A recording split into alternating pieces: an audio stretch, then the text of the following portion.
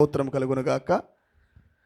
రాత్రికాల మందు దేవుడు మనకు అనుగ్రహించిన అద్భుతమైన సమయాన్ని బట్టి నేను ఎంతగానో ప్రభుని స్తుతిస్తూ ఉన్నాను. మీరు సంతోషంగా ఉన్నారా? హల్లెలూయా. మరి మనం ఆలస్యం చేయకుండా తినగా దేవుని వాక్యంలోకి వెళ్ళిపోదాం ప్రియులారా. నాతో కలిసి బైబిల్ ఉన్న ప్రతి ఒక్కరు నాతో కలిసి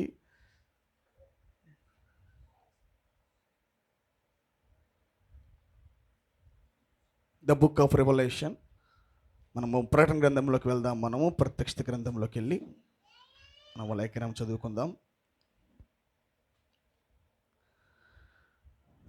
ప్రత్యక్షత గ్రంథము 2వ అధ్యాయము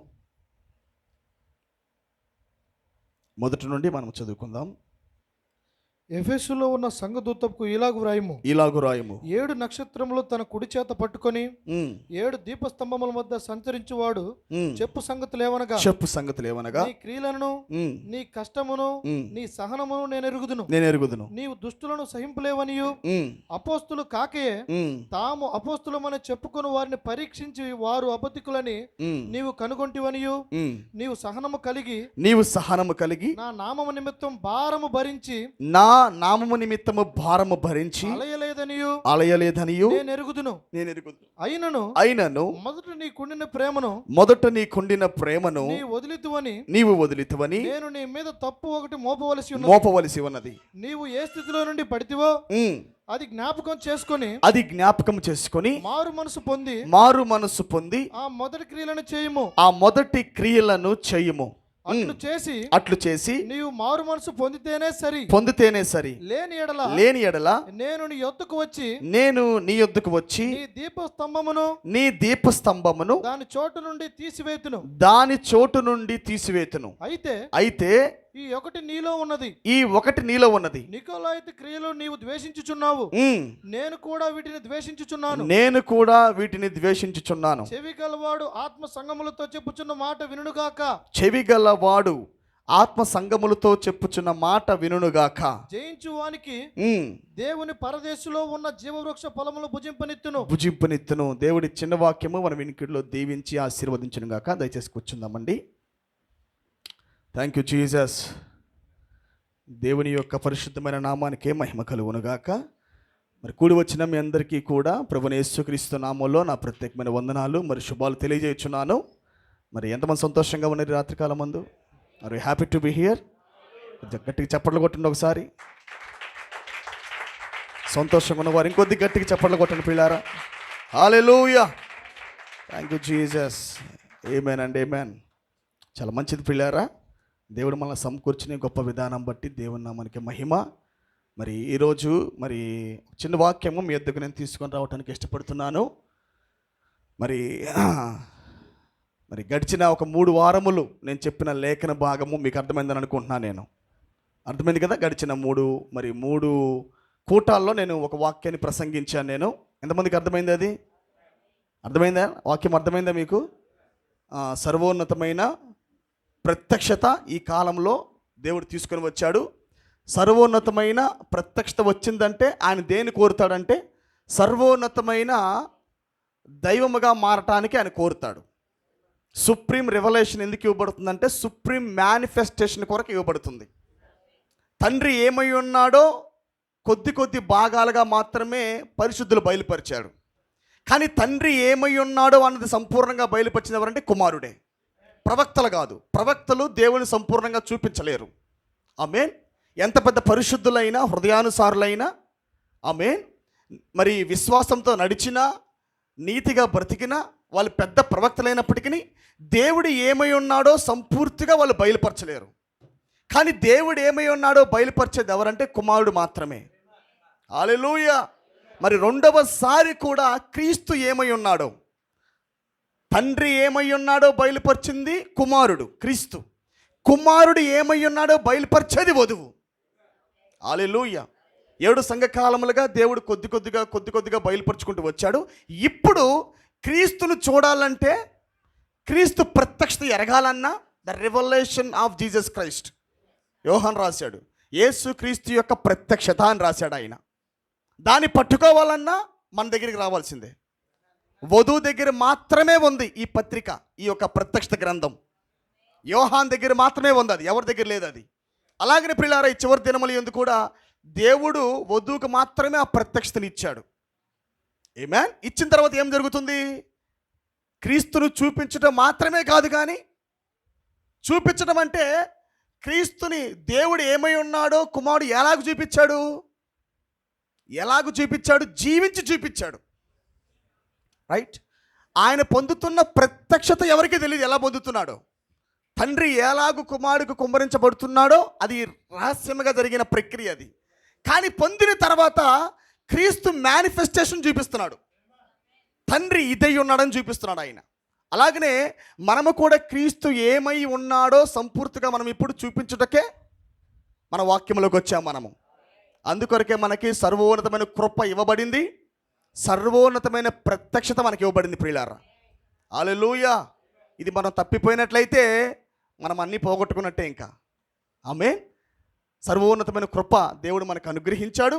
సర్వోన్నతమైన ప్రత్యక్షత ఆయనేంటో అన్నది మనకు తెలిసింది, మనమేంటో మనకు తెలిసింది. ప్రవక్త అన్నాడా, ఆది కాండములో ఏదేను తోటలో హవ్వ స్థానం ఎరగదని చెప్పాడు, ఎరగలేదని చెప్పాడు ఆయన. హవ్వేంటో హవ్వకే తెలియదంట. ఆమేన్. అందుకే ఆమె పడిపోయిందని చెప్పాడు. హవ్వ దైవమని అవకే తెలియదు, అందుకే ఆమె పడిపోయింది. Glory to God. ఇంతకన్నా గొప్ప స్థానంలోకి నువ్వు వెళ్ళాలని చెప్పినప్పుడు ఆమె దాన్ని కోరుకున్నది. అంటే నాకన్నా గొప్ప స్థానము ఇంకోటి ఉందేమో, నేను దేవులుగా అవుతానేమో అనుకుంది. కానీ ఆమె ఇదివరకే దేవత, దేవుల్లో ఒక భాగమామ, దైవమామ, క్రియేటర్ ఆమె. హల్లెలూయా. కానీ ఇప్పుడు పిల్లారా, ఇప్పుడు గమనించండి, సాతాను ఏం చేస్తాడంటే, సాతాను యొక్క క్విక్ ఏంటంటే ఉన్నవారినేమో నీవు అది కాదంటాడు, దైవములుగా ఉన్నవారినేమో నువ్వు అంతకన్నా పైకి ఎక్కాలంటాడు. ఆమేన్. నువ్వు దేవులుగా మారాలంటాడు. అప్పుడు ఆది కాండములో ఏదైనా తోటలో వాళ్ళు దేవుళ్ళే, కానీ నువ్వు దేవుడిగా మారాలి, నీకు ఇంకా సృష్టికర్త యొక్క స్వభావం నీకు ఇంకా రావాలి, ఇంకా అధికారం చాలా ఉందని చెప్పి వాళ్ళకి అక్కడ నూరు పోసాడు ఆ మాటలు. వింటున్నారా మీరందరూ కూడా? సాతాను వచ్చి వాడు వాక్యాన్ని చెబుతాడు, కానీ ఆ రోజు చెప్పడు, వాళ్ళు ఏమై ఉన్నారో చెప్పడు. ఆమేన్. మీరు దేవుళ్ళుగా మారుతారు, అధికారం మీకు ఇంకా ఎక్కువ రాబోతుందని చెప్పాడు. ఆమె దానికి ఆశపడింది. ఆమేన్. ఇప్పుడు ఏంటంటే, ఇప్పుడు మనం దైవముగా మారాలి. వినాలి మీరు, మనం ఇప్పుడు దైవములుగా మారాలి, ఎక్కాలి మనం దైవముగా. మనమే సర్వోన్నతమైన దైవములుగా మారాలి. ఇప్పుడు వాడేం చేస్తాడంటే, ఆల్రెడీ వీఆర్ సుప్రీం డైటీ అంటాడు. మీరు మోసం గమనించాలి. అప్పుడేమో వాళ్ళు దైవములు,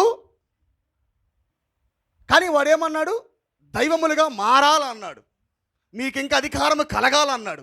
ఇప్పుడేమంటాడు తెలుసా? సేమ్ టీచింగ్, మారదు వాడిది. కొద్దిగా అక్షరాన్ని పక్కన పెట్టి నువ్వు సర్వోన్నతమైన దైవత్వంలోకి వెళ్ళాలి అని చెప్పనివ్వకుండా ఆల్రెడీ నువ్వు సర్వోన్నతమైన దైవత్వమే అంటాడు. రేపు ఎత్తబాటు వస్తే నువ్వు ఎత్తబడతావు అంటాడు. ఆమేన్. నీకు స్వరూపం అవసరం లేదు, already you are in the rapture way. నువ్వు ఎత్తబడుతున్నావు, ఇంకా బోర మొరొకటమే లేట్ అంటాడు, ఇంక అంతే వాడు.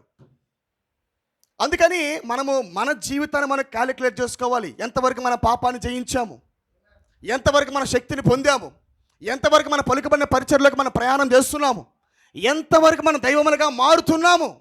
ఇదంతా మనం క్యాలిక్యులేట్ చేసుకోలేదనుకో, భ్రమలో వెళ్తూ ఉంటాం మనము. ఏమే లాలనే చెయ్యు, ఆత్మ అంటే ఏదో కాదు, నీకు ఏమీ లేకపోయినా ఉందని చెప్పుట. సంసోనికి శక్తి లేదు, శత్రువులు వచ్చారు, కానీ సంసోన్ ఏమనుకున్నాడంటే నాకు శక్తి ఉందనుకుంటున్నాడు. ఆమేన్. ఒకవేళ శత్రువులు వచ్చినా యథావిధిగా నేను జయించగలను అనుకుంటున్నాడు, కానీ ఇదివరకే సంసోను తన స్థానాన్ని పోగొట్టుకొని పరుండున్నాడు అక్కడ. హల్లెలూయా. శత్రువు వచ్చిన తర్వాత అర్థమైంది నాకు శక్తి నాకు లేదని. Glory to God. కాబట్టి ప్రియులారా, సాతాను క్విక్ ఏంటంటే ఈ చివరి కాలం మంది కూడా ఆల్రెడీ యు ఆర్ గాడ్ అంటాడు. ఇంకా వింటున్నారా? మీరు దేవుళ్ళు అయిపోయారు అంటాడు. నేను చెప్పాను అందుకే, దైవము అనేది వేరు, సుప్రీం డైటీ వేరు, మొక్క వేరు, పరిపూర్ణత వేరు, పరిశుద్ధాత్మ యొక్క సంచికరువు వేరు, వాక్యం యొక్క కొద్ది భాగం యొక్క మేనిఫెస్టేషన్ వేరు, సుప్రీం మేనిఫెస్టేషన్ వేరు. మీరు వినాలి నా మాట. వాక్యము కొద్దిపాటి శరీరం అవటం వేరు, సంపూర్ణ వాక్యం శరీరం అవటం వేరు. సో మనం ఎక్కడికి వెళ్తున్నామంటే సంపూర్ణ వాక్యము శరీరమయ్యే స్థానంలోకి మనం వెళ్తున్నాము. కాబట్టి ఎక్కడ కూడా మోసపోవద్దు, ఎత్తబడతాము వెంటనే అని భ్రమలో ఉండొద్దు. ఆమేన్. పరిపూర్ణమైన మానవుని స్వరూపం మనకి రాకుండా మనం పలుకబడిన పరిచర్య చేయలేము, మనం ఎత్తబడలేము ప్రియులారా. So we have to move on that road. మనం నిత్యంగా మార్గంలో మనం ప్రయాణం చేసుకుంటూ వెళ్తూనే ఉండాలి ప్రతిరోజు. మనము గమనిస్తున్నారు, ఎత్తబాటు తథ్యమే నీకు, అది నీ ప్రత్యక్షత అని ప్రవక్త అన్నాడు. ర్యాప్చర్ ఈజ్ అ రెవల్యూషన్ అన్నాడు. అన్నాడా? ఎత్తబడుట అనేది ఒక ప్రత్యక్షత అన్నాడు. ప్రత్యక్షత అనంటే ఎత్తబాటు ఎలా జరుగుతుందో ఎరగటం కాదని మాట్లాడుతుంది. ఎత్తబాటు ఎలా జరుగుతుందో అని ఎరగడం కాదు ప్రత్యక్షత. ఎత్తబాటు అంటే వినాలి, ఎత్తబడుట అనేది ఒక ప్రత్యక్షత. అంటే ఎత్తబాటు ఎలా జరగబోతుందో, ఏ టైంలో జరగబోతుందో, ఎప్పుడు జరగబోతుందో, ఎలా జరగబోతుందో ఎరగటం కాదు అది. ఎత్తబాటు ఒక ప్రత్యక్షత. అంటే ఎత్తబడాలంటే అక్కడ దైవత్వముగా మారే ఒక ఛానల్ నీకు ఓపెన్ చేస్తాడు ఆయన. అవునా కాదా? మరణాన్ని మృంగేదే ర్యాప్చర్. ఇంకో మాట చెప్పాలంటే ఈ దేహాన్ని పరిపూర్ణంగా మింగగలిగిన సామర్థ్యం నీకు ఇచ్చేదే ర్యాప్చరింగ్ ఫెయిత్, ఎత్తబడే విశ్వాసము, ర్యాప్చరింగ్ రివల్యూషన్. ఈ వర్తమానముల్లో ఎత్తబడే ప్రత్యక్షత ఉంది. హల్లెలూయా. ఇది కొద్ది కొద్దిగా మీకు ఆ ప్రత్యక్షత బయలుపరచబడుతున్నప్పుడు దైవత్వం బయలుపరచబడిద్ది, ప్రత్యక్షత బయలుపరచబడుతున్నప్పుడు దైవత్వం బయలుపరచబడిద్ది. Glory to God. ఇంకో విషయం చెబుతా నేను. ప్రవక్త అంటాడు, సాతాను దేన్నైనా వాడు ఇంపర్సనేట్ చేయగలడు కానీ, అనుకరణ చేయగలడు కానీ దేవుని స్వరూపాన్ని సాతాను అనుకరణ చేయలేడు అంటాడు ఆయన. ఇంకోటి ఏంటంటే ప్రవక్త అంటాడు, దేవుడు ఎన్నడూ కూడా తన స్వరూపాన్ని శప్పించుకోడు అన్నాడు. ఓకేనా? దేవుడు ఎన్నడూ ఆయన స్వరూపాన్ని శప్పించడు. సాతాను ప్లాన్ ఏంటంటే ఎల్లప్పుడూ ఆ స్వరూపాన్ని పొందుకోవటానికి ప్రయత్నిస్తూ ఉంటాడు. ఇంపర్సనేట్, ఎలాగైనా ఆ స్వరూపం నాకు కూడా రావాలని. మరి ఐగుప్తు దేశంలో ఎలాగైతే యోసేపు వెళ్ళినప్పుడు ఆ పోతీఫరు భార్య ఎలాగైనా పోతీఫరు భార్య ఏమనుకుందంటే ఎలాగైనా జోసెఫ్ విత్తనం నాలో పడితే బాగుండు అనుకుంది. ఇమేజ్ తీసుకొద్దామని ఇంపర్సనేట్, ఎలాగైనా సైనిస్తే జోసెఫ్ విత్తనం నాలో పడితే ఆమెన్ ఆ స్వరూపాన్ని తీసుకొని రావచ్చని పోతీఫరు భార్య ప్లాన్ వేసింది. అది సాతానిక ప్రణాళిక అది. ఆమేన్. కానీ ఎవ్వరు కూడా దేవుని స్వరూపాన్ని కాపీ చేయలేరు. Glory to God. అందుకే ప్రవక్త అంటాడు, నువ్వు హీలింగ్లు చెయ్యి, సాతాను సంతోషపడతాడు. అద్భుతాలు చెయ్యి, వాడి పెద్ద పట్టించుకోడు. వివేచించు, వాడి పెద్ద పట్టించుకోడు. ఎందుకంటే ఆల్రెడీ మార్గం ఎప్పుడో తెరవబడింది. కానీ నువ్వు దేవుని స్వరూపాన్ని బోధించు, అక్కడ వాడు ఉండలేడని చెప్పాడు. ఎందుకంటే వాడికి భయం ఏంటి? ఇమేజే. ఎవరైతే దేవుడి స్వరూపం గురించి మాట్లాడుతున్నారో వాడు అక్కడ ఉండలేడు ఇంకా. Glory to God. దేవుని స్వరూపము గురించి కానీ, దేవుని యొక్క పోలిక గురించి కానీ, అది ఒక వ్యక్తిలోకి వెళ్ళాలి, అదే దేవుని సింహాసనము, అదే దేవుని అధికారము అని నువ్వు మాట్లాడుతున్నప్పుడు అక్కడ ఉండలేడు ఇంకా. వింటున్నారా? సాతాను దేవుని స్వరూపం గురించి మాట్లాడుతున్నప్పుడు అక్కడ ఉండలేడు ఇంకోటి, భయం అక్కడ వాడికి. ఆమేన్. ఎందుకంటే వాడిని విరగొట్టదే దేవుని స్వరూపం. హీలింగ్ కాదు, హీలింగ్ వాడిని విరగొట్టలేదు, కొద్ది భాగమే అది. వివేచన వాడిని బహిరంగ పరుస్తుంది తప్ప వాడిని విరగొట్టలేదు. కానీ దేవుని ఇమేజ్, గాడ్స్ ఇమేజ్, దేవుని స్వరూపము సాతాను స్వరూపాన్ని వలచగలదు, విరగొట్టగలదు ప్రియులారా. ఆమేన్. అందుకే సాతాను ఈ యొక్క మెసేజ్లు బోధిస్తున్నప్పుడు స్వరూప వర్తమానాలు, the stature of a perfect man, పరిపూర్ణమైన వధువు యొక్క సౌరభ్యం గురించి మాట్లాడుతున్నప్పుడు, దేవుని యొక్క స్వరూపం గురించి మాట్లాడుతున్నప్పుడు వాడికి కోపం వస్తూ ఉంటుంది వాడికి. హల్లెలూయా. కానీ వధువు అయితే ఆనందపడుతూ ఉంటుంది. ఎస్ లార్డ్, అది నా స్వాస్థ్యం, అది నేను కోల్పోయిన నా స్వాస్థ్యం, అది కొత్తది కాదు, అది నా స్వాస్థ్యం, అది. హల్లెలూయా. గమనించారు కదా? లాస్ట్ టైం నేను మాట్లాడుకుంటూ వచ్చాను. నేను ఆయన జీవితంలో జరిగిన, ఆయన జీవిస్తున్నప్పుడు ఆయన వ్యక్తపరిచిన తండ్రి యొక్క గుణలక్షణములో మాట్లాడాను నేను. ఆయన జీవితంలో క్రీస్తు జీవిస్తూ ఉండగా ఏ సందర్భాల్లో తండ్రిని చూపించాడో అన్నది ప్రవక్త కన్ను వెళ్ళి అక్కడ బయలుపరిచింది. చూపించాడా ప్రవక్త? ఆమేన్. ఇంకో మాట చెప్పాలంటే ప్రొఫెట్ అంటాడు, మీరు జీవిస్తూ ఉండగానే మీరు జీవించుకుంటూ వెళ్ళిపోతారవి. క్రీస్తు జీవించుకుంటూ వెళ్ళిపోయాడు. సహనం ఏంటో ఆయన జీవించేశాడు. ఆయన జీవితంలో అవి భాగమైపోతున్నాయి. ప్రవక్తకు నోటెడ్ చేశాడు అక్కడ పలానా దగ్గర అని. అర్థమైందా మీకు? ఇప్పుడు నేను మాట్లాడుతుంది మీ గురించే. మనము కూడా డైలీ మన జీవితంలో ఆల్రెడీ స్వరూపాన్ని మనం వ్యక్తపరుస్తూనే ఉంటాం. సందర్భాల్లో నాలెడ్జ్ బయటపడుతుంది, సందర్భాల్లో సహనం బయటపడుద్ది మన లోపలే, సందర్భాల్లో మన రెవల్యూషన్ మనం కలిగి ఉంటాం, మనము సందర్భాల్లో మన క్షమాపణ గుణాన్ని కలిగి ఉంటాం, మనము సందర్భాల్లో మన దైవిక ప్రేమను కలిగి ఉంటాం. మనము ఇవన్నీ నొక్కి చెప్పినప్పుడే అది దాంట్లో భాగమేనా అని మనకు అర్థమైద్ది. హల్లెలూయా. ప్రవక్త అంటాడు, ఎలాగైతే భౌతికంగా ఒక జన్మ జరిగినప్పుడు తండ్రి యొక్క DNA పిల్లోళ్ళలోకి వెళ్ళి ఆటోమేటిక్గా లక్షణాలు తీసుకొని వస్తాయో, తండ్రి DNA కుమారుల్లోకి వెళ్ళినప్పుడు అతను కొత్తగా తండ్రిలాగా అవటానికి నేర్చుకోడు. కానీ తండ్రి రక్తం ఆ వ్యక్తిలో ఉంది కనుక, తండ్రి DNA ఆ కుమారులో పాస్ అవుతుంది కనుక అతను జీవిస్తున్న జీవితమే తండ్రిని చూపిస్తూ ఉంటుంది. దానికి పైగా ఆ వ్యక్తి జీవించాలన్నా జీవించలేడు. ఇంకో తండ్రిగా ఉండాలన్నా ఉండలేడు. ఇంకో వ్యక్తిలాగా నేను కాపీ చేయాలన్నా చేయలేడు. ఎందుకంటే అది పుట్టుకుతా వచ్చిన స్వభావం అది. అలాగనే ప్రియులారా, ఈ గడియ వాక్యానికి కానీ పుట్టినట్లయితే, ఈ గడియ వాక్యం అనే DNA లోపల ప్రవహిస్తున్నట్లయితే నీలో ప్రతిరోజు కనపడేది ఏంటి? నువ్వు ఈరోజు ఇప్పుడు నేను ఇలా ఉండాలి అని నువ్వు అనుకునేది కాదు అది. నువ్వు ఈ సందర్భంలో నేను ఇప్పుడు సహనం చూపించాలి. ప్రవక్త అంటాడు, అది ఎలా ఉండునంటే కాకి పక్షిరాజు రెక్కలు దొడుకుంటే ఎలా ఉంటుందో అలా ఉండునని చెప్పాడు. ఏమేన్? కాకి కనుక పక్షిరాజు రెక్కలు దొడుక్కొని ఇప్పుడు సహనం వచ్చింది, ఇప్పుడు ఒక గొడవ వచ్చింది, ఇప్పుడు ఎలాగైంది దీన్ని నేను హోల్డ్ చేయాలి అంటే నువ్వు ట్రై చేస్తున్నావు దానికి, ఎలాగైంది దీన్ని ఆపాలి, నాలో నేను ఆపాలి. కాదు. పక్షిరాజు గాల్లో ఎగురుతున్నప్పుడు మంచు తుఫాను ఎదురు వస్తూ ఉండగా ఆ శ్రమలు వస్తున్నప్పుడు దాని ఎబిలిటీ బయటపడింది అక్కడ. అంతేనా? అసలు పక్షిరాజు ఏంటో బయటపడింది ఎప్పుడు? వీచుచున్న మంచు తుఫానికి ఎదురు. ఆమేన్. శ్రమలలో అలా ఆపోజిట్ వాతావరణం వచ్చినప్పుడు పక్షిరాజు ఏంటో బయటపడింది ప్రియులారా. అర్థమైందా? అందుకని మన జీవితంలో మనం ప్రయాణంలో ఆటోమేటిక్ అన్నీ బయటపడతా ఉంటాయి. నమ్ముతారా? అసలుకి మీరు స్వరూపాన్ని నమ్ముతారా? ముందు కేవలం ఎగురుకోవటమేనంటారా? కేవలం షౌటింగేనంటారా? యేసు క్రీస్తు భూమి మీద ఉన్నప్పుడు అట్స్ గాడ్స్ ఇమేజ్, దేవుని స్వరూపం అది. ఇప్పుడు వధువు భూమి మీద ఉండగా ఎవరి స్వరూపం? క్రీస్తు ఇమేజ్ ఇది. ఈ వాక్యము కానీ అవి తేకపోయినట్లయితే ఏమేన్ సంఘశాఖలో తెచ్చే అనుభవం లేదు. అక్కడ 63కు ముందు ఆ అనుభవం లేదు.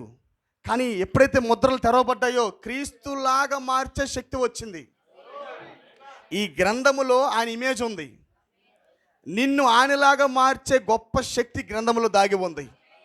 నీకు అది మడతలుగా ప్రత్యక్షత బయలుపరచబడుతున్నప్పుడు ఈ గుణలక్షణం నీలో ఆటోమేటిక్గా ప్రవక్త యాడ్ అవుతాయి అని చెప్పాడు. ఇంకా ఆటోమేటిక్ యాడింగ్. ఇంకా అవి నువ్వు బయలుపాట్లో నడుస్తూ ఉండు, వాక్యంతో నడుస్తూ ఉండు, నువ్వు యథార్థంగా ఉంటా ఉండు, దేవుడితో నువ్వు వాక్ చేస్తూ ఉండు, ఆటోమేటిక్గా నువ్వు తిరిగి జన్మించావు కనుక తండ్రి ద్వారా ఆ తండ్రి DNA ఒక లక్షణాలు నీలో బయటపడతా ఉంటాయి. ఇంకా సందర్భం వచ్చినప్పుడు నువ్వేంటో చూపిస్తావు అక్కడ. Glory to God. మరి ఇవన్నీ మన యొక్క ప్రయాణమైంది ప్రియులారా. గమ్యాన్ని చేరటానికి దేవుడు మనకు అనుగ్రహించిన ప్రయాణము వాక్యము. ఈ వాక్యం మనకి ఇచ్చాడు ఆయన గమ్యం చేరటానికి ప్రియులారా. హల్లెలూయా. మరి మనం ముందుకెళ్దాము. మరి ఎఫ్ఎస్సి కాలం గురించి నేను మాట్లాడడానికి ఇష్టపడుతున్నాను. ప్రవక్త అన్నాడు ప్రియులారా, మనము ఇప్పుడు ఏ కాలంలో ఉన్నామంటే ఎనదర్ ఎఫెసియన్ ఏజ్ అన్నాడు. ఏమన్నాడు? ఎనదర్ ఎఫెసియన్ ఏజ్, మరో ఎఫెసి సంఘకాలము, మరో ఎఫెసి కాలం అన్నాడు. అంటే ఆయన మాట్లాడుతుంది ఏంటంటే 7 తర్వాత వచ్చేది 8వ కాలము. ఆఫ్టర్ 7 చర్చ్ ఏజర్స్ 7 సంఘకాలముల తర్వాత వచ్చే కాలం ఏంటంటే 8వ సంఘకాలం. కానీ 8 మనకు లేదు గనక, ఉన్నవి 7 సంఘకాలాలే గనక ఆ తర్వాత ఉండేది వధువు కాలము గనక. ఆమేన్. ప్రవక్త ఏమన్నాడంటే మనం ఇప్పుడు ఎఫ్ఎసి కాలంలో ఉన్నామన్నాడు. 8 అంటే 1కి సాదృశ్యం. ఆమేన్. 8 అంటే ముందుకు కాదు, ఇది వెనక్కే. 8 అంటే మరలా 1. ఆమేన్. అంటే లవోదికీయ కాలమునకు బయట ఎవరైతే ఉన్నారో, ఎవరైతే లవోదికీయ కాలం యొక్క ప్రభావాన్ని దాటి బయటికి వచ్చారో, ఎవరైతే 63 యొక్క ప్రత్యక్షతను పొందారో, ఎవరికైతే 7వ ముద్ర వ్యక్తిగతంగా ప్రత్యక్షత జరిగిందో, పొంది ఉన్నారో, వారికి ఒక నూతనమైన పరిచర్య ప్రారంభించబడింది. వారి మీద కొన్ని రిక్వైర్మెంట్స్ ఉన్నాయి ఇప్పుడు. ఆమేన్. ప్రవక్త దాన్నే మాట్లాడుతున్నాడు. రాకడ జరిగిన తర్వాత ప్రారంభ సంఘం ఏంటంటే ఎఫెసీ సంఘము. After coming, the first coming, మొదటి రాకడ జరిగిన తర్వాత ప్రారంభించబడిన సంఘం ఏంటంటే ఎఫెసీ సంఘము. ఆసియా మైనర్లో ఉన్న 7 సంఘాలలో ఒక సంఘం ఏంటంటే ఎఫెసీ సంఘము. అపోస్తలుడైన పౌలు ఎఫెసీ సంఘ కాలమునకు 3 సంవత్సరాలు మరి సేవకుడిగా ఉన్నాడు. ఆయన సంఘ కాపరిగా కేవలం 3 సంవత్సరాలే ఉన్నాడు ఆయన. దాని తర్వాత తిమోతి వచ్చాడు, ఆ తర్వాత యోహాను వచ్చాడు. ఆమేన్. ఎప్పుడది కమింగ్, రాకడ జరిగిన తర్వాత అన్యులకు పునాది వేస్తున్నప్పుడు ఆయన అపోస్తలుడైన పౌలుని ఎన్నుకుని ఆయన పునాది వేసేటప్పుడు ఎఫెసీ సంఘకాలము అని పెట్టి ఆయన పునాది వేసి ఆ సంఘానికైనా కాపరిగా ఉన్నాడు ఆయన నియమించి. ఓకేనా. ఇప్పుడు ప్రవక్త ఎక్కడికి వెళ్తున్నాడంటే మరలా లవోదికీయ కాలములో నుంచి బయటికి వచ్చిన వాళ్ళు. ఆయన అన్నమాట మనం అర్థం చేసుకోవాలి. ఎనదర్ ఎఫెసియన్ ఏజ్ అని అంటే ఆయన మాట్లాడుతుంది ఏంటంటే ఈ సంఘకాలం ముగిసిపోయింది. 63తో ఈ సంఘకాలము ఆత్మీయంగా ముగిసింది. ఎంతవరకైతే నీకు ఆత్మీయత ఇవ్వగలదో అది ఇచ్చేసింది. ఇంకా తెలుసు కదా, ప్రతి సంఘకాలమునకు ప్రత్యక్షత ఉంది, ప్రతి సంఘకాలమునకు ఆత్మీయ ప్రభావం ఉంది. వర్తమానికుడి ద్వారా, ప్రవక్తల ద్వారా ప్రతి సంఘకాలములో ప్రవక్త వచ్చి వాక్యాన్ని విప్పి సంఘానికి వాక్యాన్ని ఇస్తున్నాడు, వెలుగునిస్తున్నాడు. అలాగే 7వ సంఘకాలములో కూడా ప్రవక్త వచ్చాడు, ఆ కాలం యొక్క వాక్యాన్ని ఇచ్చాడు. ప్రవక్త వాక్యాన్ని ప్రవక్త ఇచ్చేశాడు పిల్లారా. అయితే ఇప్పుడు ప్రవక్త ఏమంటున్నాడంటే ఎనదర్ ఎఫెసియన్ ఏజ్ అంటే 63 తర్వాత ఉన్న మరో కాలము. దీనిని ప్రవక్త మరలా బ్యాక్ వెళ్ళాడు ఆయన. ఆఫ్టర్ అపోస్టలిక్, అపోస్తుల బోధ తర్వాత ఉన్న మినిస్ట్రీ అది. మేడగది పరిచర్య ముగిసిన తర్వాత ఉన్న పరిచర్య అది. పెంతెకోస్తు నాడు సంచకరువు యొక్క ఉద్యమం ముగిసిన తర్వాత వచ్చిన పరిచర్య అది. మీరు అర్థం చేసుకోవాలి దీన్ని. అద్భుతములు, ఆశ్చర్యకార్యములు ఇవన్నీ జరుగుతూనే ఉన్నాయి. అవి అయిపోయిన తర్వాత, వివేచన ముగిసిన తర్వాత, ఆమేన్, వివేచన ముగిసిన తర్వాత అద్భుతములు, ఆశ్చర్యకార్యములు అలాంటి జరుగుతూనే ఉన్నాయి. దాని తర్వాత పౌలు వచ్చాడు. పౌలు పట్టబడ్డాడా? పౌలు పట్టబడిన తర్వాత ఉండు సమయం ఏంటంటే మొదటి రాకడి యొక్క సంపూర్ణమైన ప్రభావం వచ్చిన సమయం అది. పునరుద్ధానమును గుర్చిన సంపూర్ణమైన ప్రత్యక్షతతో బయలుపాడుతో తీసుకొని రాబడిన సమయం అది. హల్లెలూయా. ఇప్పుడు కూడా 2వ రాకల్లో ప్రభు దిగివచ్చిన తర్వాత ఎనదర్ ఎఫెసియన్ ఏజ్ ఇప్పుడు ప్రారంభించబడింది. సో దీనికి రిక్వైర్మెంట్ ఉంది. బయటికి తీసుకొని రాబడిన 7 నుంచి 8లోకి వచ్చిన, అంటే ఐ మీన్ 7 to 1, 7 నుంచి 1లోకి, 7 నుంచి 8లోకి. అర్థమైందా మీకు? 7 నుంచి 8లోకి. 8 అంటే 1. ఎవరైతే లవోదికీయాలో నుండి ఎఫెసీలోకి వచ్చారో, ఆమేన్. నా మాటలు అర్థమవుతున్నాయి మీకు? నేను తప్పు చెప్తున్నానండి కొమ్మ తీసి, అది కదా. మరి మీరు వినేటప్పుడు ఏదో అనుమానాస్పదంగా వింటున్నారు అంటే మెసేజ్ వెళ్తూ ఉంది. Praise be to God. Hallelujah. లవోదికీయ కాలములో నుండి మనం ఇప్పుడు ఎఫెసీ కాలంలోకి వెళ్తున్నాం మనము. అవునమ్మా? ఎఫెసీ కాలంలోకి మనం ఇప్పుడు వెళుతున్నాము. ఎఫెసీ కాలమునకు వర్తమానికుడు ఎవరు? ఆనాడు. ఇప్పుడెవరు?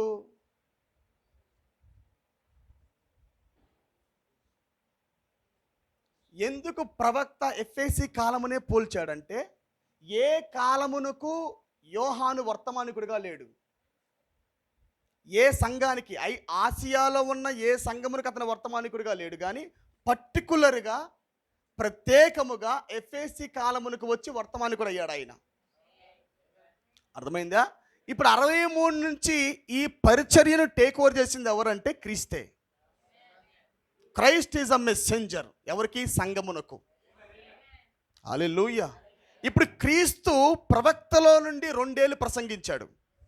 ఈ 63 నుంచి 65 దాకా ప్రసంగించిన 2 సంవత్సరాల టైం ఏంటంటే అది వైట్ స్టోన్ రివల్యూషన్ టైం. అది తెల్లని రాయి యొక్క ప్రత్యక్షత కాలం. అది మునుపెన్నడూ వెలుగు పడలేదు. మొట్టమొదటిసారి ఒక పౌలు వంటి వర్తమానికుడు, పునాది వేసిన వాడే జెరుబ్బబేలు. అవునా కాదా? జెరుబ్బబేలే పునాది వేశాడు. జెరుబ్బబేలే మరలా తలరాయి పెట్టవలసి ఉంది. ఆయనే మూలరాయి, ఆయనే తలరాయి. ఇప్పుడు ప్రవక్త తలరాయిగా, యేసుక్రీస్తు క్షమించండి, దేవుడు తలరాయిగా ఇప్పుడు వచ్చి ఆయన 63 నుంచి 65 దాకా ప్రవక్తలోకి వెళ్ళి ఆ 2 సంవత్సరాలు ఆయన తెల్లని రాయి యొక్క ప్రత్యక్షతను బయలుపరిచాడు ఆయన. Glory to God. ఇప్పుడు క్లారిటీగా నా మాట వినండి. ఇంతకీ పౌలు బోధ ఏంటి అసలుకి ఎఫెసీ కాలంలో? అసలు ఎఫెసీకి పడిన పునాది ఏంటి? అసలు ప్రవక్త పౌలు ఎలా ఎఫెసీ సంఘాన్ని కట్టాడు ప్రారంభంలో? Glory to God. ప్రవక్త ఎందుకు ఈ మాట చెప్పాడో కొద్దిగా మనము చూసుకొని వద్దాం ప్రియులారా. Are you happy to be here? అపోస్తుల కార్యములు 19వ అధ్యాయం తీయండి. ఎగ్జాక్ట్ మనకు అర్థమవుతుంది ఎలా ఇప్పుడు ఆయన ప్రయాణం చేయుచున్నాడో. అపోస్తుల కార్యములు 19వ అధ్యాయంలో ఫాస్ట్గా నేను చాలా ముందుకు వెళ్ళాలి మనము. ఫాస్ట్గా చదవండి. అపోల్లో కొరింథులో ఉన్నప్పుడు జరిగినదేమనగా, పౌలు పై ప్రదేశములలో సంచరించి ఎఫెసునకు వచ్చి కొందరు శిష్యులను చూచి, మీరు విశ్వసించినప్పుడు పరిశుద్ధాత్మను పొంది. ఆ కొందరు శిష్యులు ఎవరో కాదు, ఎఫెసీ వాళ్ళు. విన్నారా? ఎవరు వాళ్ళు? ఎఫెసీ కాలం వాళ్ళు, ఎఫెసీ సంఘం వాళ్ళు. హల్లెలూయా. చదవండి. మీరు విశ్వసించినప్పుడు పరిశుద్ధాత్మను పొందితిరా అని వారిని అడగగా వారు పరిశుద్ధాత్ముడు ఉన్నాడన్న సంగతియే మేము వినలేదని చెప్పిరి. పరిశుద్ధాత్ముడు ఉన్నాడు అన్న సంగతియే మాకు తెలియదని చెప్పిరి. అప్పుడు అతడు అలాగైతే మీరు దేనిని బట్టి బాప్తిసం పొందితిరని అడగగా వారు యోహాను బాప్తిసమును బట్టి అని చెప్పిరి. అందుకు పౌలు యోహాను తన వెనుక వచ్చు అని అందు, అనగా యేసునందు విశ్వాసం ఉంచవలనని ప్రజలతో చెప్పుచు మారు మనసు విషయమై బాప్తిసం ఇచ్చానని చెప్పిన వారు ఇక్కడ ఏదో ఒక పరిచర్యను ఫెయిల్అవుట్ చేస్తున్నాడు. అపోస్తలుడైన పౌలు ఇక్కడ నిలబడి 3 పరిచర్యలు ఇక్కడ మాట్లాడుతూ ఉంటాడు.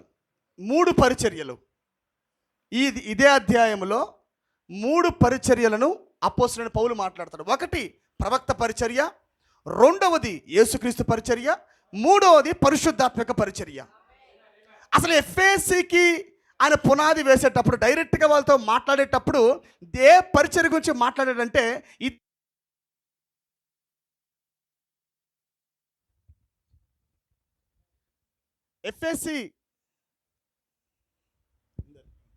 ఎఫెసీ కాలములో ఎఫెసీ మరి ఆ కాలపు ప్రజలతో పౌలు మాట్లాడేటప్పుడు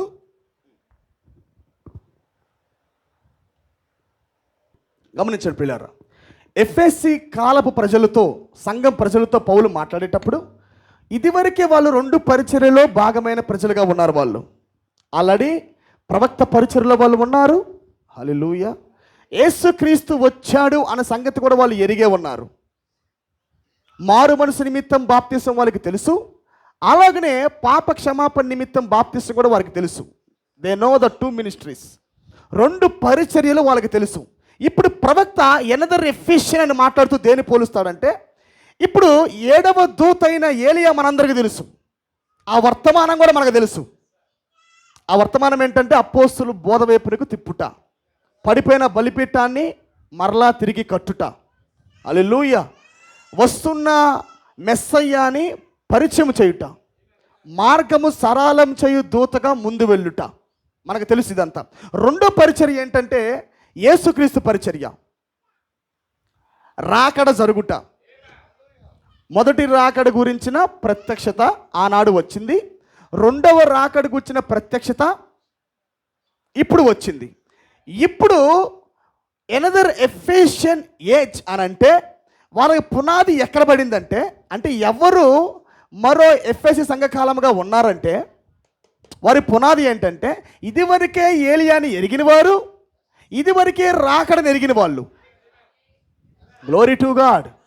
ఇదివరకే ఏలియాని ఎరిగిన వారు, ఇదివరకే రాకడను ఎరిగిన వారు. ఈ రెండు బయలుపాట్లు పొందారు వాళ్ళు. Glory to be to God.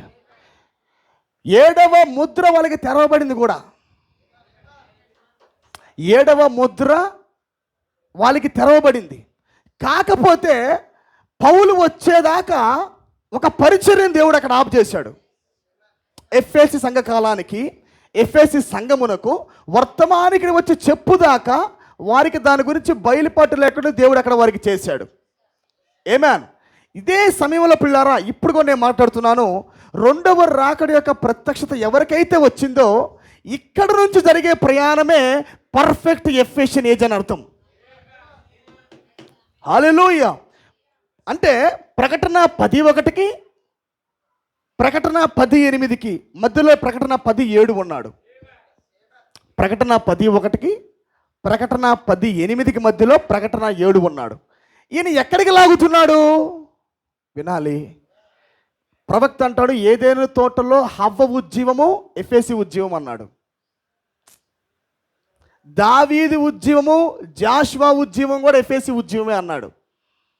నిరంతర విజయాలతో కొనసాగిన దావీదు ఒకసారి అలసిపోయి రాజ్యం పైకి అందరూ యుద్ధానికి వెళితే ఒకరోజు దావీదు అలా పైకెక్కి మిద్దెకి గమనిస్తూ ఉండగా అప్పుడు దాకా రివైవల్గా ఉన్న వ్యక్తి వెంటనే తన ఉజ్జీవాన్ని కోల్పోయి శరీరాశల వైపు తిరిగాడు అన్నాడు. అది రివైవల్. దావీదు ఒక ఉజ్జీవం అది.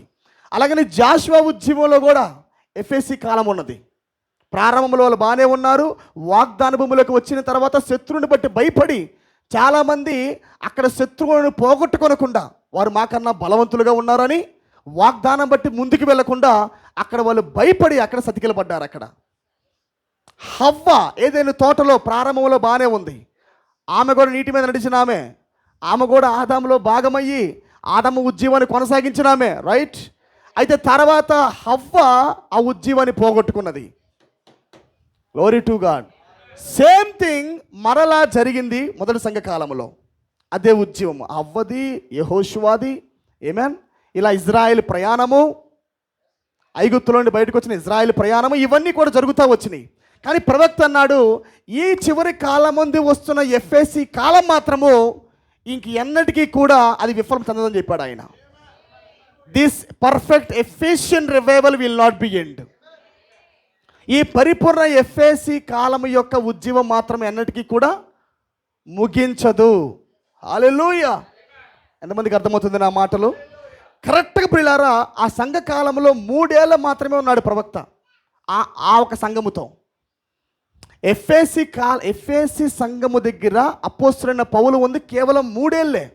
కరెక్ట్గా 3 ఏళ్ళకే వారిని పవర్ఫుల్గా తయారు చేశాడు. 3 ఏళ్ళకే 3 ఏళ్ళు అక్కడ ఉన్నాడు. 3 ఏళ్ళ వరకు వాక్యం ప్రసంగించాడు. 3 ఏళ్ళకి వాళ్ళకి వాక్యం బోధించాడు. ఇంకా అపోస్తులు కాకుండా అపోస్తులమని చెప్పుకుంటూ వచ్చిన వారిని ఎదిరించే శక్తి వారికి వచ్చేసింది. ఇంకా పరిశుద్ధాత్మ కార్యాలు, పరిశుద్ధాత్మక ఉజ్జీవము, ఆమేన్. పునరుద్ధానం గురించిన వార్తను తీసుకొని వెళ్ళుట, ఆమేన్. మొదటి రాకడ యొక్క రివైవల్ని తీసుకొని వెళ్ళటానికి మంచి సంఘాన్ని పౌలు అక్కడ తయారు చేశాడు. మంచి రివైవల్ చేశాడు. అయితే పౌలు ఒకటి గమనించాడు, నేను వెళ్ళిపోయిన తర్వాత సంఘములోకి తోడేలు వచ్చునన్నాడు. ఆ ఎఫెసిలో ప్రవక్త ఒక మాట అంటాడు, ప్రతి వర్తమానికుడు, ప్రతి సంఘకాల వర్తమానికుడిని దేవుడు మరలా భూమి మీదకి తీసుకొని వచ్చి వారి వారి కాలాన్ని తెరిచి చూపించినట్లయితే వాళ్ళు సిగ్గుతో తలదించుకుంటారంట. పౌలు వెళ్ళిపోయిన తర్వాత మరలా పౌలుకి దేవుడు ఇలా ఓపెన్ చేసి ఆకాశం తెరిచి ఒకసారి నువ్వు నీ కాలాన్ని చూసుకో, నీ బిడ్డలు నువ్వు చూసుకో అని చూపించినప్పుడు ఇలా చూడగానే పౌలు తలదించుకోవాలంటే ఇట్లా. ఉజ్జీవాన్ని కొనసాగించలేని ప్రజలు, ఉజ్జీవాన్ని కాపాడుకోలేని ప్రజలు, మంచి పునాది వేయబడింది, పరిశుద్ధాత్మ వచ్చి నివాసం ఉన్నది వారి లోపల, కానీ పోగొట్టుకున్న ప్రజలు. ఇది చూసినప్పుడు పౌలు తలదించుకున్నాడంట. ప్రవక్త అంటాడు ఈ మాట. అలా ఐరేనెస్, మార్టిన్, కొలంబా, లూథర్, వెస్లీ ఇలాగా 6 సంఘకాలం యొక్క వర్తమానికులకు దేవుడు వారి కాలములను బయలుపరిచినప్పుడు వాళ్ళు అలా చూసుకొని సిగ్గుతో తల వంచుకుంటారంట దాన్ని చూపించినట్లయితే. కానీ ప్రవక్త అన్నాడు, నేను మాత్రము తల వంచను అన్నాడు. ఆమేన్. నేను మాత్రము తల వంచను, నేను మాత్రము సిగ్గునొందను. ఎందుకంటే ఆయన వచ్చి మరలా నాకు కానీ ఈ కాలము చూపించినట్లయితే, నేను వెళ్ళిపోయిన తర్వాత ఈ వర్తమానం పట్టుకొని జీవించే ప్రజలు కానీ దేవుడు నాకు చూపించినట్లయితే నా గౌరవమే తప్ప నాకు అవమానం దొరకదని చెప్పాడు ఆయన. అర్థమైందా? ఎందుకంటే ఇప్పుడు దాకా నేను చెప్పిన ప్రసంగంలో అవే. ఎందుకంటే ముందు ఆయన సంపూర్ణ బయలుపడుతూ వచ్చాడు ఆయన. ఇప్పుడు నిలబడింది ఎవరు? అది వర్తమానికులు లేని కాలం. అది మెసెంజర్ వెళ్ళిపోయాక అక్కడ మెసెంజర్ లేడు. అక్కడ వర్తమానికుడు వెళ్ళిపోయిన తర్వాత వాడు నడిపించే నాయకులు లేడు. అక్కడ పౌలు వెళ్ళిపోయాడు, ఇంకెవరున్నారు అక్కడ? అందుకే పౌలు అంటున్నాడు, నేను వెళ్ళిపోయాక సంఘములకు తోడేలు వస్తాయి. అంటే వాడిని ఆపే శక్తి వీరిలో లేదు. ఇంకా వాడి బలాన్ని ఆపే శక్తి, వాడి సామర్థ్యాన్ని ఆపే శక్తి సంఘంలో లేకపోతా ఉన్నది. ఆమేన్. కానీ ఈ కాలంలో ప్రవక్త అంటున్నాడు, రూఢిగా అంటున్నాడు, నేను వెళ్ళిపోతేనే ఆయన మీ దగ్గరికి వచ్చును, నేను ఉన్నంత కాలం ఆయన మీ దగ్గరికి రాడన్నాడు ఆయన.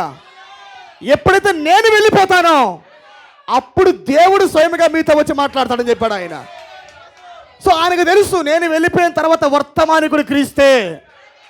ఎనదర్ ఎఫెషనేజ్, మరలా ఏదేను తోటను మరలా కట్టుట, పడిపోయిన బలిపీఠాన్ని మరలా కట్టుట, మరలా హవ్వను మరలా తిరిగి నిలబెట్టుట. హల్లెలూయా.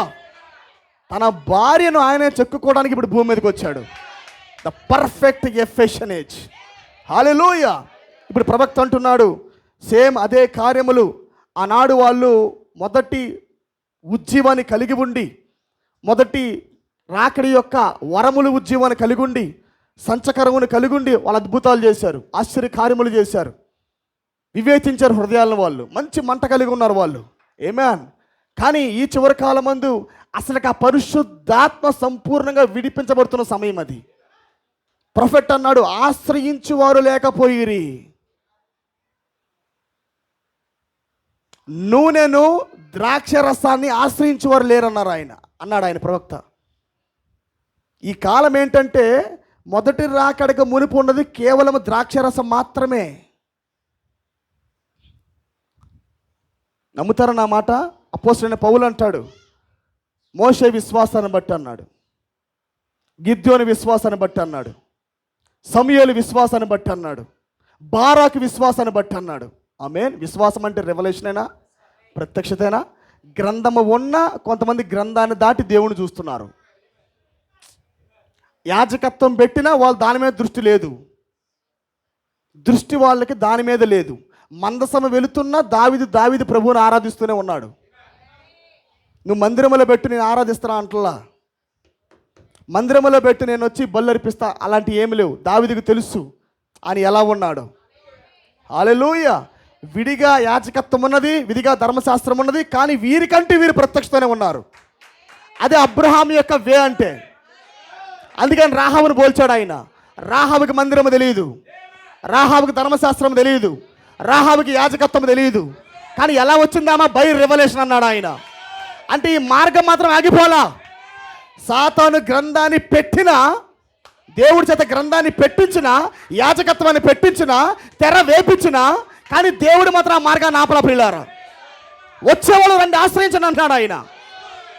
అందుకే బయటికి భక్తిగా ఉండి ఆ శక్తిని ఆశ్రయించిన వారు, ధర్మశాస్త్ర ప్రకారంగా భక్తిగా ఉండి మరో మార్గాన్ని ఆశ్రయించిన వాళ్ళు, ఆ మాట పట్టుకున్నారా? ఎప్పుడైతే రాకడ జరిగిందో ప్రవక్త అన్నాడు, పరిశుద్ధాత్మ అంటే నూనె. అప్పుడు దాకా ద్రాక్షరసం మాత్రమే ప్రయాణం చేస్తూ ఉంది. పేతురు దగ్గర దేవుడు ద్రాక్షరసాన్ని ఓపెన్ చేశాడు. మరలా ఆ టేస్ట్ మరలా తగిలింది వారికి. రక్త మాంసాలు బయలుపరచని ఆ పరలోకపు తండ్రి బయలుపరిచే మార్గాన్ని అక్కడ దేవుడు పేతురుకు ఓపెన్ చేశాడు. అక్కడ ఏంటది? ద్రాక్షరసం. అది ద్రాక్ష రసం వచ్చినప్పటికీ పేతురు భయపడ్డాడు. Glory be to God. ద్రాక్ష రసం ఉన్నప్పటికీ పేతురు దేవుడిని బట్టి భయపడ్డాడు. నాకొద్దు అన్నాడా లేదా? ఒక చిన్న పిల్ల వచ్చి సమాచారం ఇచ్చినప్పుడు ఇతను కూడా యేసుతో తిరుగువాడు కాదా అన్నప్పుడు యేసు ఎవరో నాకు తెలియదు అంటాడు, తప్పించుకుంటాడు అక్కడ. అంటే ఈ రెవల్యూషన్ ఏం చేసింది? భయాన్ని వెళ్ళగొట్టలేకపోయింది. ఆల్రెడీ మార్గంలో ఉన్నప్పటికీ పేతురు అక్కడ భయపడ్డాడు ప్రియులారా. అందుకే దేవుడు అంటాడు సాతానుతో, నా నూనెను నా ద్రాక్ష రసాన్ని ముట్టొద్దన్నాడు ఆయన. విన్నారా? ఎప్పుడైతే మొదటి రాకడ జరిగిందో ఆయన సంచకరువుగా భూమి మీదకి వచ్చి, గ్లోరీ బి టు గాడ్, పరిశుద్ధాత్మగా భూమి మీదకి వచ్చి ఆయన నూనెను కుమ్మరించాడు. ఆయన నూనె ద్రాక్ష రసం రెండు సంఘానికి ఆగిపోకూడదు. ఎప్పుడైతే నూనె ద్రాక్ష రసం రెండు ఆగిపోయినవో ఇంక సంఘము చనిపోయిందని అర్థం. వింటున్నారా? ప్రవక్త అందుకే అన్నాడు, నూనె కొద్ది భాగాలుగా ప్రయాణం చేసింది 7 సంఘ కాలాలలో. పరిశుద్ధాత్మే నూనె. Glory to God. 7 సంఘ కాలాలుగా పరిశుద్ధాత్ముడు బంధించబడి ప్రయాణం చేశాడు. ఆయన బంధించబట్టం అంటే కొద్ది కొద్దిగా ఇవ్వటం, అసలు ఇవ్వకుండా ఉండటం కాదు. పరిశుద్ధాత్ముడే మరి 7 దీప స్తంభాల మధ్య కదిలాడుకుంటూ వచ్చాడు ఆయన. కానీ సంపూర్ణమైన నూనె ఇవ్వకుండా కొద్ది కొద్దిగా ఇచ్చుకుంటూ వచ్చాడు ఆయన. ఇటు నూనెను ఇటు ద్రాక్ష రసాన్ని కూడా ఆయన కొద్ది కొద్దిగా ఇచ్చుకుంటూ వచ్చాడు. Praise be to God. ఎందుకు ఇప్పుడు పర్ఫెక్ట్ ఎఫిషియెంట్గా మారిందంటే, మరలా సంఘం అవుతుందంటే, ఇప్పుడు సంపూర్ణమైన నూనె బయలుపరచబడుతుంది. హల్లెలూయా. సంపూర్ణమైన ద్రాక్షరసం బయలుపరచబడుతుంది. అందుకే గమనించండి, పరిశుద్ధాత్మకు వేరుగా వస్తున్న ప్రత్యక్ష జీవాన్ని కలిగి ఉండదు.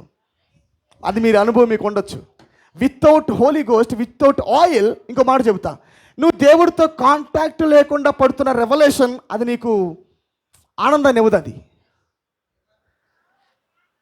నువ్వు డైలీ దేవుడితో సహవాసం చేస్తూ అనుభూతిలో ఉంటూ పరిశుద్ధాత్మతో నింపబడుతూ, గ్లోరీ టు గాడ్, నింపబడుతూ నువ్వు ఆ ప్రత్యక్షతను పొందావనుకో, అది పవర్ఫుల్గా ఉండిద్ది, అది ప్రభావంగా ఉండిద్ది. అది కానీ ఫెలోషిప్ లేకుండా, సహవాసం లేకుండా, దేవుడితో నడక లేకుండా, ఏమేన్, నువ్వు విడిగా ఆలోచిస్తూ ఒకదాన్ని పొందావనుకో, అది శక్తి లేని ప్రత్యక్షతగా ఉండిద్ది. అది ప్రభావవంతము లేని ప్రత్యక్షతగా ఉండిద్ది. అది నిన్ను బయటికి మరి పాపాన్ని జయించే శక్తిని తాని ప్రత్యక్షతగా ఉండిద్ది. అది గ్లోరీ టు గాడ్.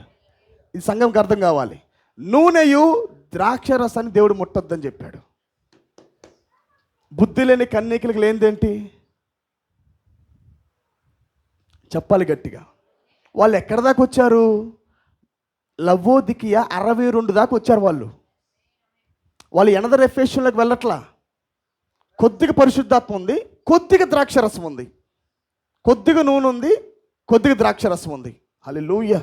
అంతటితో వాళ్ళు చాలు అనుకున్నారు. ఇంకా this is sufficient to us, ఇది మాకు సరిపోతుంది అని భ్రమలో ఉన్నారు వాళ్ళు.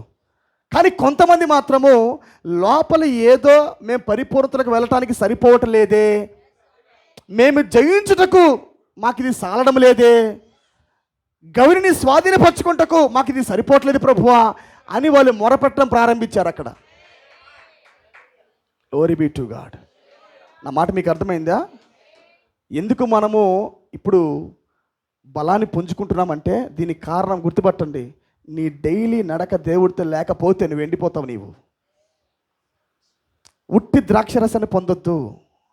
విత్ హోలీ గోస్ట్ నూనె ఓటలాగా నేను ఉబుకుతూ ఉండాలా. గిన్నె నిండి పరిశుద్ధాత్మ నీలో పొంగుతూ ఉండాలా. అది విర్చు ప్రభావం. అది ఏమేన్. ఈ బోధే పౌలు చెప్పింది అక్కడ. ఆయన్ని కలిగి ఉన్నారా అన్నాడు. విన్నారా మీరు? మీకు నూనె వచ్చిందా అన్నాడు. అసలు నూనె ఉన్నదన్న సంగతే మాకు తెలియదే అని వీళ్ళు అన్నారు. Praise be to God. అంటే దేవుడు మీ లోపలికి వెళ్ళాడా అని ప్రశ్న వేశాడు. దేవుడు వెళ్తాడా, అసలు పరిశుద్ధాత్ముడు అనే వ్యక్తి ఉన్నాడా అని వాళ్ళు ప్రశ్న వేశారు. ఇక్కడ కట్టబడింది ఎఫెసీ కాలం. ఎక్కడ కట్టాడు? అసలు ఏ స్టాండ్లో ఏది దాడితే అక్కడి నుంచి అది ఓవర్లాప్ అవుతుంది? కొద్ది పట్టుకొని పిల్లారా. ఏ సందర్భము నుంచి, ఏ పునాది నుంచి ఇది ఎఫెసీ కాలం అని ప్రవక్త పోలుస్తున్నాడంటే, 2 పరిచర్యలు ముగిసిన తర్వాత, ఒకటి బాప్తిస్మిచ్చే యోహాను గురించి తెలుసు, ఒకటి యేసుక్రీస్తు గురించి తెలుసు. ఇటు ఏలియా తెలుసు, 7వ దూత తెలుసు, ఇటు రాకడ జరిగిందని తెలుసు. ఈ 2 జరిగిన తర్వాత పడుతున్న పునాదే పర్ఫెక్ట్ ఎఫెసియన్ చర్చ్. ప్రవక్త అన్నాడు, విండికేట్ చేయండి వాక్యాన్ని, అద్భుతాలతో ఆశ్చర్య కార్యములతో వాక్యాన్ని రుజువుపరచండి, రాత్రి మగల ప్రార్థనలో ఉండండి. అది సంచకర గట పడిపోయారు వాళ్ళు, కానీ సంపూర్ణ వాక్యం ఇది. పట్టింపును పోగొట్టుకోవద్దు, ఆ ఒప్పుదల పోగొట్టుకోవద్దు, రాత్రి మగల ప్రార్థన పోగొట్టుకోవద్దు. దెయ్యం ఎగబడుతున్నప్పుడు ఎలా ఉండాలి మనము? సింహం వలె ఉండాలి మనము. అది తాత్కాలికమైన జీవది, కానీ ఇప్పుడు దేవుడే దిగి వచ్చాడు. ఇప్పుడు ఎనదర్ లైన్ ఇది, మైటీ లైన్ ఇది, ద పర్ఫెక్ట్ లైన్ ఇది.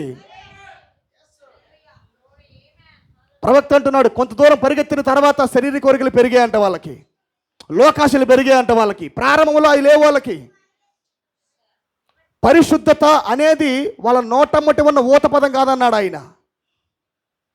అది జీవించుటకు వాళ్ళు జీవించి ఆ పదాన్ని చూపించారంట. ఉజ్జీవం అనేది వాళ్ళ నోటమ్మటి ఉన్న ఊత పదం కాదు, అది వాళ్ళు జీవించి ఉజ్జీవాన్ని చూపించారంట. రివైవల్ అనేది చెప్పుకునేది కాదు, అది జీవించి చూపించారని చెప్పాడు ఆయన. వర్తమానికుడు వెళ్ళిపోయిన తర్వాత అక్కడ ఉజ్జీవం పోయింది, కానీ ఇక్కడ విషయం చెప్పనా, వర్తమానికుడు వెళ్ళిన తర్వాత ఉజ్జీవం వచ్చింది. When brother Branham has left, ఎప్పుడైతే ప్రవక్త వెళ్ళిపోయాడో అప్పటి నుంచి స్టార్ట్ అయింది రియల్ రివైవల్. పన్న అల్లాడింపబడతా ఉంది. ఎందుకు? పర్ఫెక్ట్ గాడ్ అయినా పరిపూర్ణమైన ఈ ఒక వాక్యాన్ని బట్టే ద్రాక్ష రసాన్ని పొందాడు, నూనెను పొందాడు, దేవుని స్వరూపాన్ని పొందాడు ఆయన. సాధారణమైన వాక్యం కాదు పిల్లలు, ఇప్పుడు వస్తుంది. ఉజ్జీవాన్ని పోగొట్టుకోవద్దు. ఒక్కసారి మరణించారా మరలా పైకి లేయటం కష్టం. ఇంకా ఈ ఉజ్జీవంలో వెనక్కి జారొద్దు. జాషువా టైంలో జాషువా ఏమన్నాడు? ఒక్కడ తప్పు చేసినా, ఒక్కడంటే నీ జీవితంలో చిన్న పాపమైనా అది ఉజ్జీవాన్ని ఆపేసిద్ది. అర్థమైంది? అది హోల్ కాంగ్రిగేషన్తో కూడిన ఉద్యమం. అది ఒక్క ఆకాన మాత్రమే అక్కడ తప్పు చేసింది, కానీ మరి జాషువా బట్టి అక్కడ విజయం గెలవచ్చుగా? లేదు. అక్కడ ఒక్కరు అంటే నేను చెప్తున్నా వినండి, మీ జీవితంలో చిన్నదే ఉండొచ్చు, అది చిన్న పాపమై ఉండొచ్చు, చిన్న మరకై ఉండొచ్చు, నీ చిన్న తలంపై ఉండొచ్చు, కానీ అదే నీ ఆత్మీయ జీవితాన్ని పతనం చేసిద్ది. అది పెద్దది కాదు అని నువ్వు అనుకుంటావు, కానీ నువ్వు ఉజ్జీవాన్ని కోల్పోతావు నీవు. హల్లెలూయా. ఎప్పుడైతే ప్యూరిటీ ప్రవక్త అన్నాడు, యథార్థతలో సిన్సియారిటీలో శక్తి ఉంది. నాజీర్ అంటే ఏంటి అసలుకి? నాజీర్ అంటే ఏంటి? ప్రవక్త అన్నాడు, ఎఫ్ఎసి కాలమునికి పడింది నాజీర్ తత్వం అన్నాడు. ఏం పడింది అసలు వాళ్ళకి? సిన్సియారిటీ, యథార్థత. నేను స్వేచ్ఛ ఇచ్చాడు ఆయన. నీ ఇష్టం, మరణం ముందు జీవం ఉంది అన్నాడు. లైక్ ఏదైనా తోటలాగా ఎఫ్ఎసి కాలము హవ్వ వలె ఏదైనా తోటలో ఉంది. జీవం ఉంది, మరణం ఉంది అక్కడ. ఆనాడు హవ్వకు చెప్పాడు, ఇప్పుడు వాళ్ళకి చెప్పలా. దీన్ని చేయొద్దు అని హవ్వకు చెప్పాడు, ఆదాముకు చెప్పాడు. ఇప్పుడు దేవుడి సంఘానికి చెప్పలా, చెయ్యాలో చేయకూడదు. కానీ వీళ్ళే గుర్తుపట్టారు దాన్ని చేయకూడదని. లోపల ఆత్మ చేయకుండా ఆపుతుంది, లోపల వాక్యము వాళ్ళు అంటకుండా ఆపుతుంది, లోపల వాక్యము పాపాన్ని దూరం చేస్తూ ఉంది. హల్లెలూయా. నీకు స్వేచ్ఛ ఇచ్చాడు. ఇప్పుడు నీ ఇష్టం, నువ్వు మరణాన్ని ఎత్తుకుంటావో జీవాన్ని ఎత్తుకుంటావో నీ ఇష్టం. పరిశుద్ధాత్మను కలిగి ఉండి ఆయన బలవంతుడిగా నీ లోపల మార్చుకుంటావో లేదా అసలు ఆయన పోగొట్టుకుంటావో అన్నది నీ ఇష్టం. జీవవృక్ష ఫలాన్ని భుజింపనిస్తానని చెప్పాడు ఆయన. చెప్పాడా వాళ్ళకి? ఏదైనా తోటలో జీవవృక్ష ఫలం ఉంది అక్కడ, దాన్ని నువ్వు తింటావో లేదా పక్కన ఉన్న జ్ఞానాన్ని తింటావో నీ ఇష్టం. ఇంకక్కడ హల్లెలూయా. మరొకసారి ఇప్పుడు కూడా 2 చెట్లు నీ ముందు పెట్టాడు, నువ్వు దేన్ని తింటావు అనేది నీ ఇష్టం. ఇంకా ఏమేన్. కానీ వాక్యము కలిగిన వధువైతే ప్రియులారా, నేను చెబుతున్నాను, చిన్న మరక కూడా ఉన్నట్లయితే నువ్వు దేవుని నుండి చాలా దూరం వెళ్ళిపోతావు. సిన్సియారిటీలో శక్తి ఉంది, యథార్థతలో శక్తి ఉంది. నాజీరు తత్వములో శక్తి ఉంది. నువ్వు నాజీరు చేయబడి దేవుడికి దాంట్లో శక్తి ఉంది. వాక్య ప్రకారంగా నువ్వు వింటున్నప్పుడు దాని ప్రకారం లోబడు, దానికి శక్తి ఉంది. Glory be to God. ఎందుకు ఉద్యమము ముగియదంటే అన్నిట్లో అలర్ట్గా ఉంటారు వాళ్ళు. అన్నిట్లో అలర్ట్గా ఉంటారు. ప్రతి విషయంలో అలర్ట్గా ఉంటారు. ప్రతి చిన్న విషయంలో కూడా అలర్ట్గా ఉంటారు. హల్లెలూయా. ఎంతమందికి అర్థమవుతుంది నా మాటలు? ఒకసారి మనం ఒక లేఖనంలోకి వెళ్దాం. మనము సంతోషంగా ఉన్నారా? వాక్యం పట్టుకోండి. ఎక్కడి నుంచి సంఘమునికి పునాది పడుతుందో మనం దాన్ని గ్రహించవలసింది ప్రియులారా. రోమాపత్రిక 8వ అధ్యాయము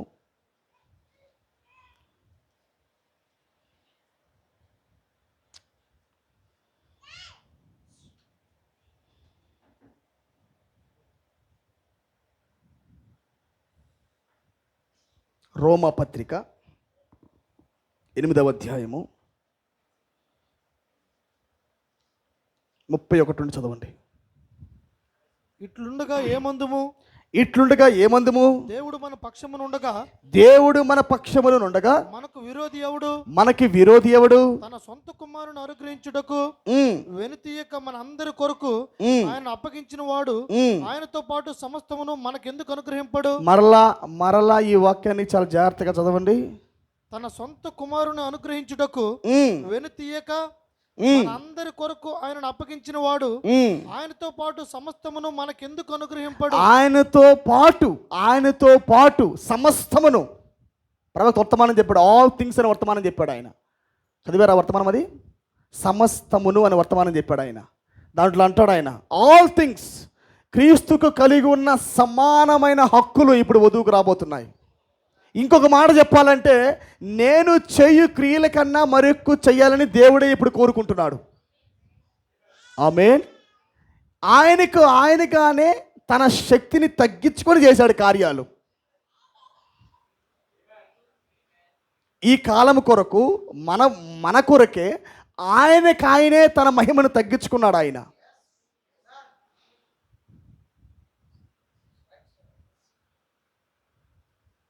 పలుకబడిన మాట ఆయన శక్తి అని తగ్గించుకున్నాడు. ఆయన చేయలేదాన్ని. కానీ ఇప్పుడు ఏమిస్తున్నాడు?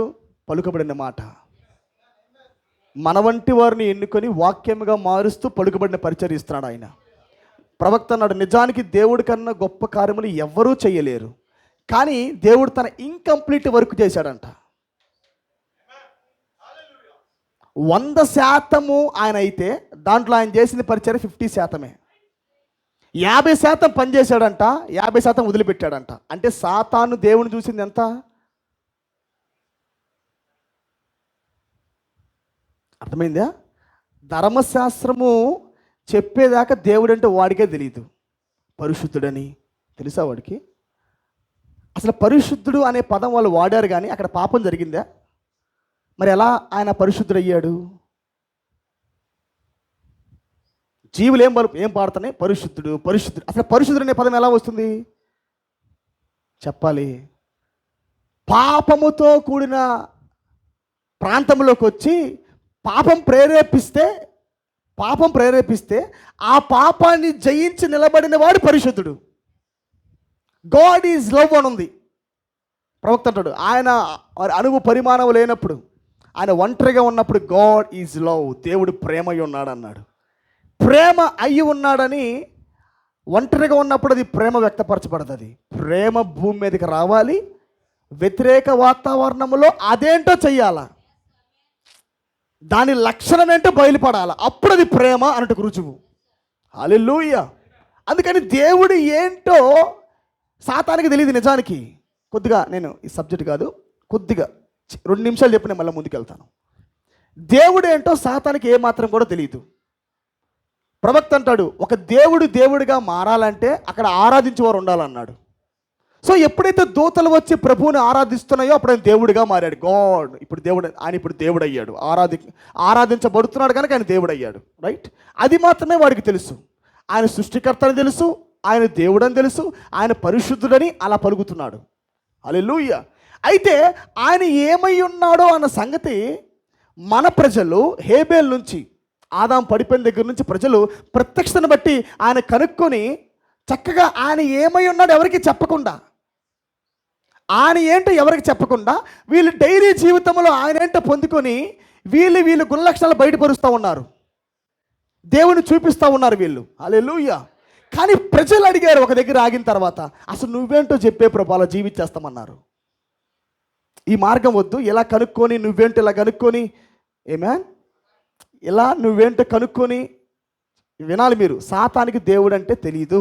మన ప్రజలు కూడా దేవుడేంటో సాతానికి చెప్పరు, ప్రత్యక్షతను బట్టి ఆయన ఏంటో పొందుకొని ఆయన గుణలక్షణాల ప్రకారంగా నడుచుకుంటూ వెళ్ళిపోతూ ఉన్నారు.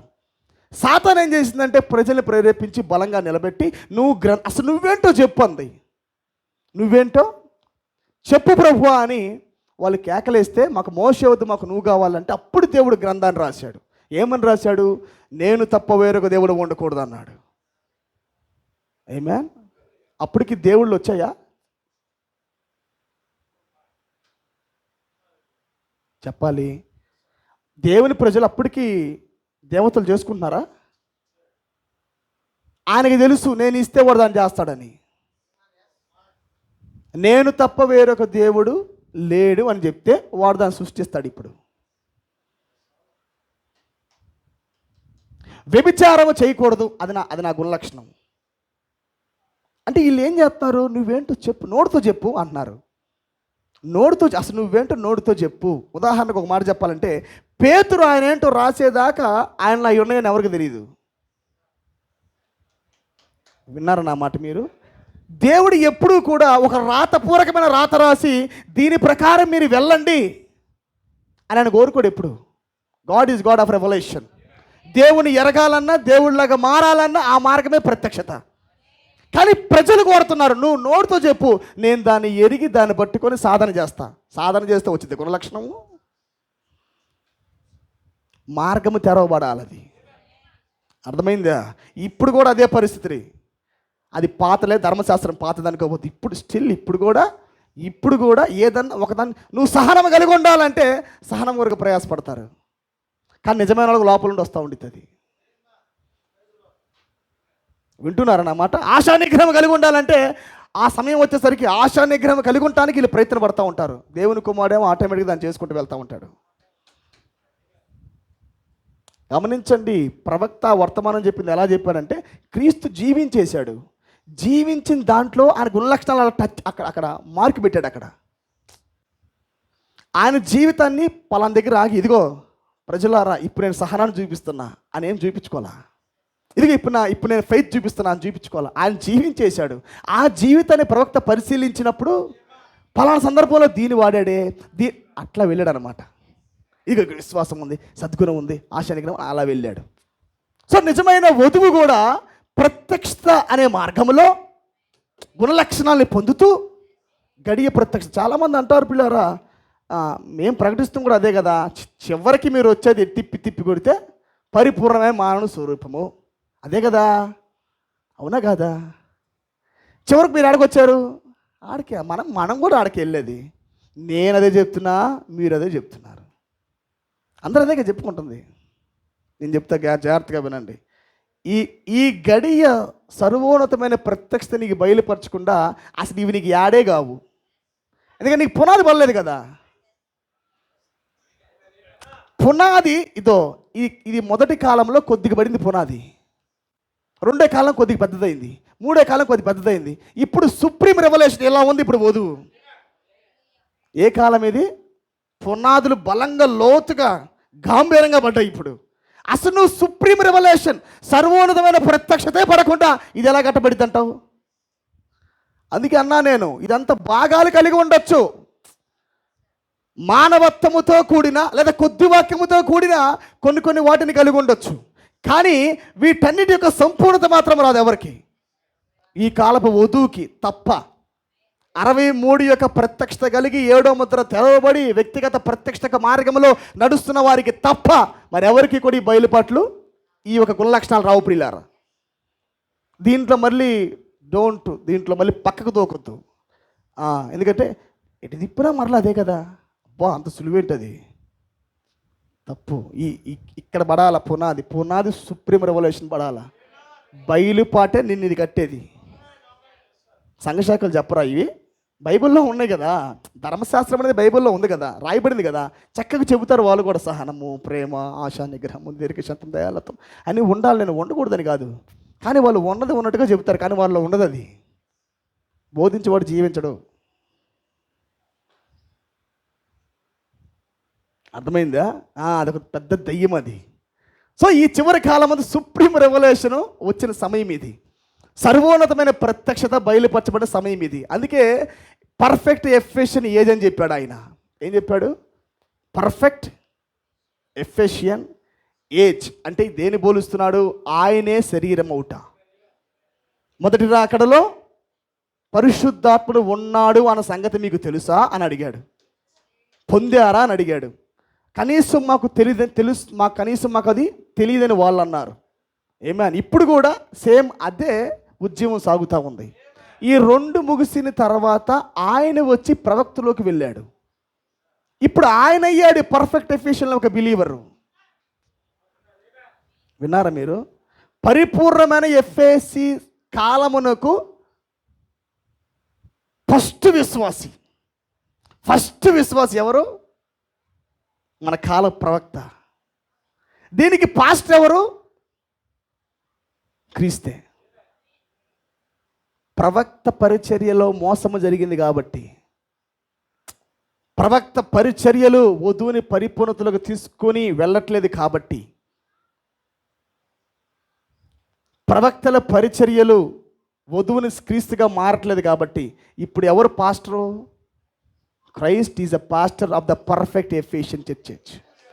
ఈ 8వ సంఘానికి, ఈ ఎఫ్ఏసి కాలానికి, ఎఫ్ఏసి సంఘమునకు సేవకుడు ఎవరంటే క్రీస్తే సేవకుడు.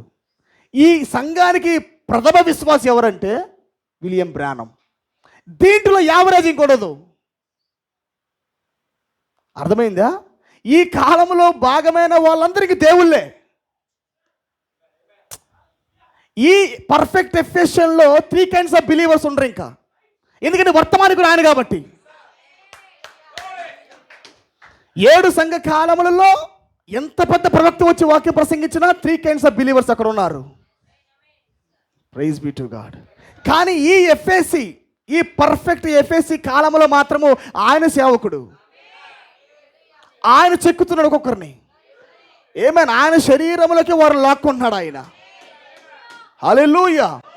ఇక్కడ మాత్రము ఒక quarter believer, average believer, pre final బిలీవర్లు ఉండరు. అందరూ పర్ఫెక్ట్ బిలీవర్సే. అర్థమైందే? ఒక్కొక్క రంగు కలిగిన బిలీవర్లు ఉండరు ఇక్కడ. 7 రంగులు కలిగిన బిలీవర్లే ఉంటారు ఇక్కడ. అర్థమైనదా? కానీ దీనికి రిక్వైర్మెంట్ ఉందని చెప్తున్నా నేను. ఎట్లా పడితే అట్లా ఆడతా పాడతా వచ్చి కొంతసేపు వర్తమానంటే ఇంకా అర్థమైందా? మీరు లవోదికేయాలని ఉంటారు తప్ప మీరు ఇంకా ఆయన సంఘంలో మీరు విశ్వాసం అవ్వలా. ఆమేన్. ఆయన సంఘంలో విశ్వాసం అవ్వలా. ఏంటిది?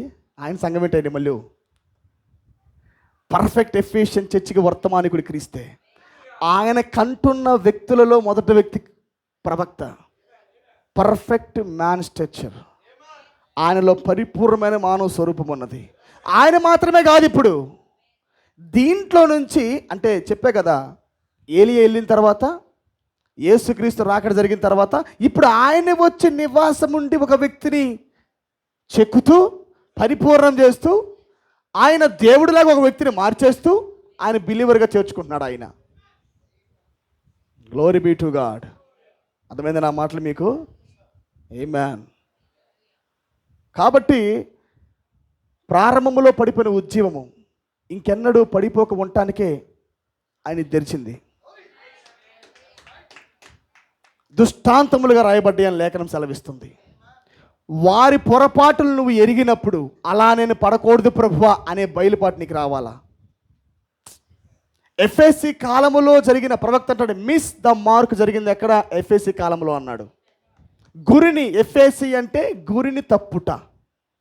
అవునా? గురి నేను చెప్పాను కదా, గురి తప్పుట. వాళ్ళ గురి శత్రుగమని స్వాధీనపరచుకొనుట.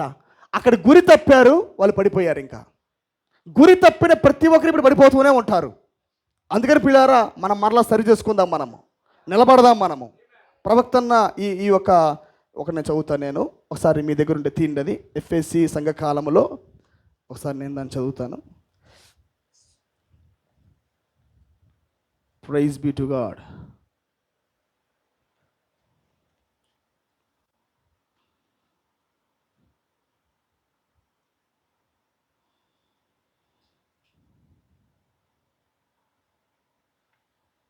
డెబ్బై 39వ పేరా అండి ఉందా? 7 సంఘ కాలముల యొక్క పుస్తకం ఉంటే ఇవ్వండి. 7 సంఘ కాలములు పుస్తకం ఉంటే, ఎఫ్ఎస్సి కాలం ఉంటే ఇవ్వండి.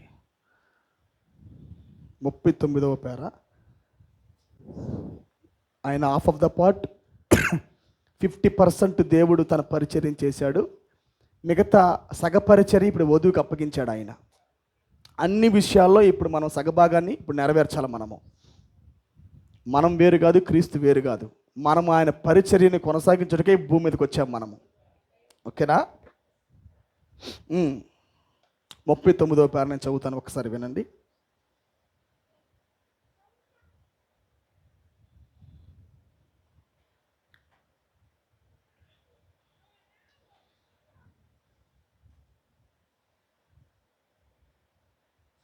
ముప్పై 39వ పేర సగమును చూడండి. యేసుక్రీస్తు యొక్క పెండ్లి కుమార్తెగా రూపము దిద్దుకొని వచ్చుచున్నారు.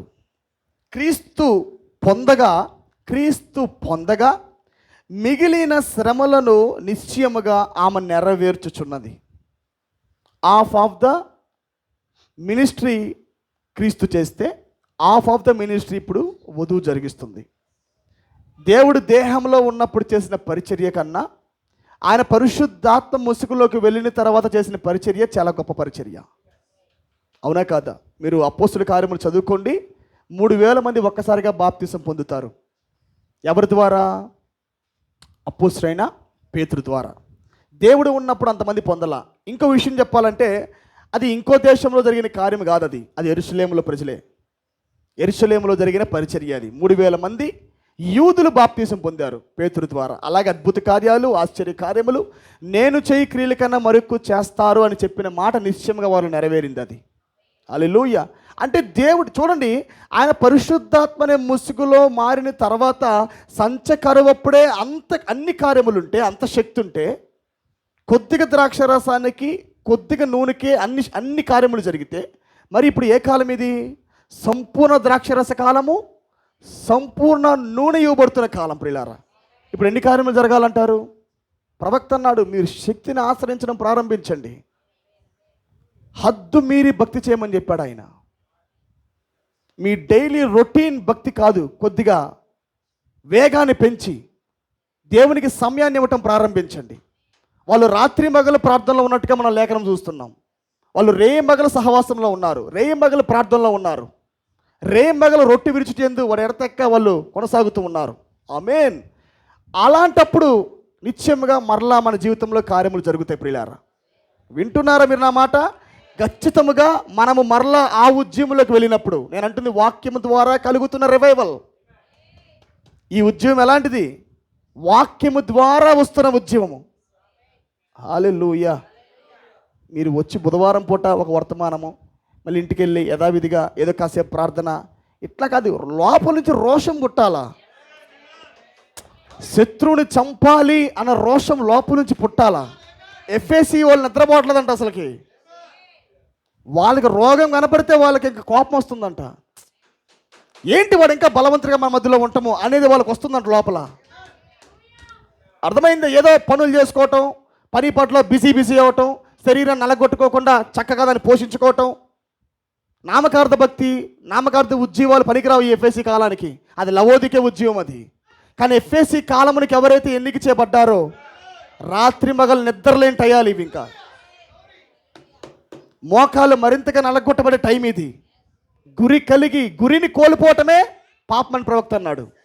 గురి కలిగిన వాడు పరిశుద్ధుడు, గమ్యాన్ని కలిగిన వాడు దేవుడిగా మారుతున్నవాడు. Praise be to God.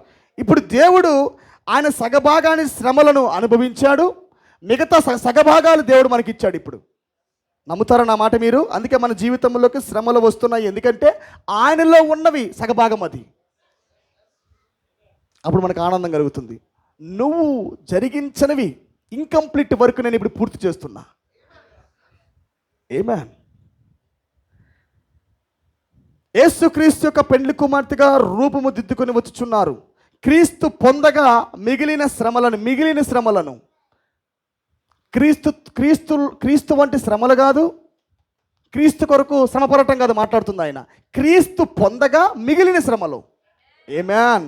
క్రీస్తు పొందగా మిగిలిన శ్రమలను నిశ్చయముగా ఆమె నెరవేర్చుచున్నది.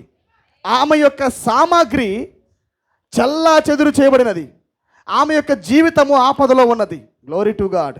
వధకు నేను చెప్పాను 7 పండుగలు ఆమెలో నెరవేరుతున్నాయి. ఆమేన్. వధకు కొనిపోబడుతున్న గొర్రెతో ఆమె పోల్చబడి ఉన్నది. హల్లెలూయా. వధకు కొనిపోబడుతున్న గొర్రెతో ఆమె పోల్చబడి ఉన్నది. నిజానికి క్రీస్తుగా అలా పోల్చబడింది. వధకు తేబడిన గొర్రె పిల్ల అయినే కదా. కానీ ప్రవక్త అంటున్నాడు, ఇప్పుడు ఏమంటున్నాడు ఆయన? వధకు కొనిపోబడుతున్న గొర్రెతో ఆమె పోల్చబడింది. దినమంతయు ఆమె చంపబడుచున్నది.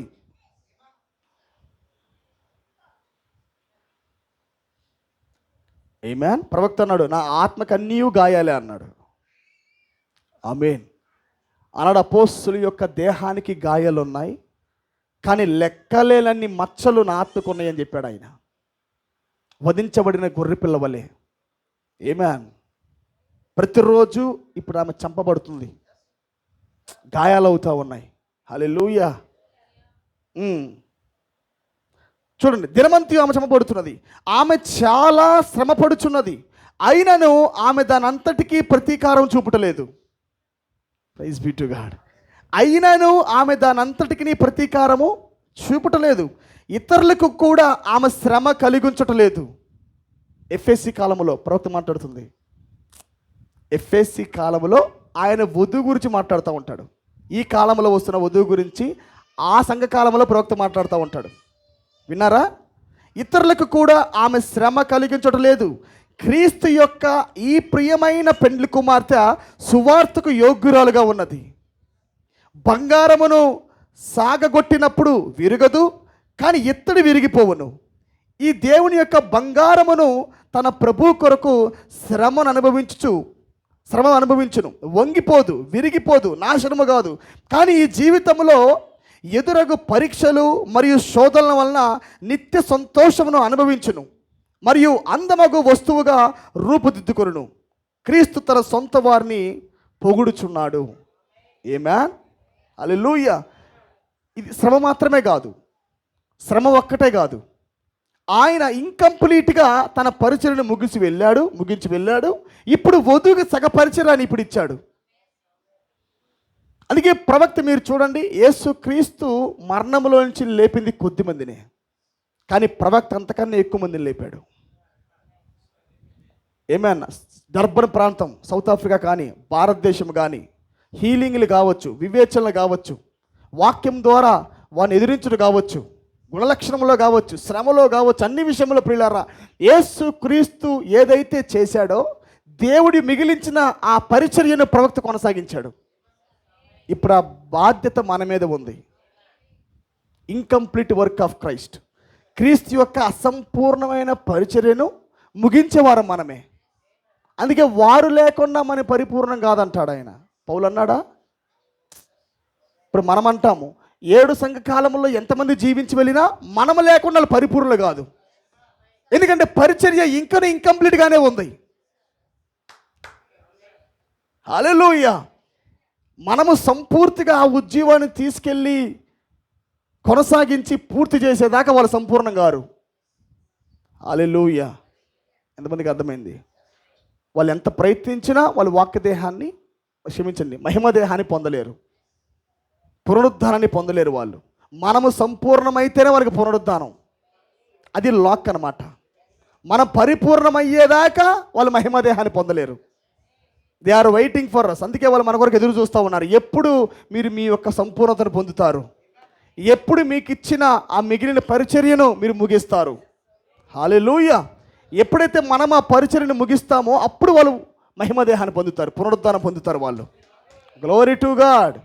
అర్థమైంది నా మాటలు మీకు? పర్ఫెక్ట్ ఏజ్ ఇప్పుడు జరుగుతూ ఉంది ప్రియులారా. ఈ ఉద్యమం మాత్రము పౌలు చాలా గట్టి పునాది వేశాడు.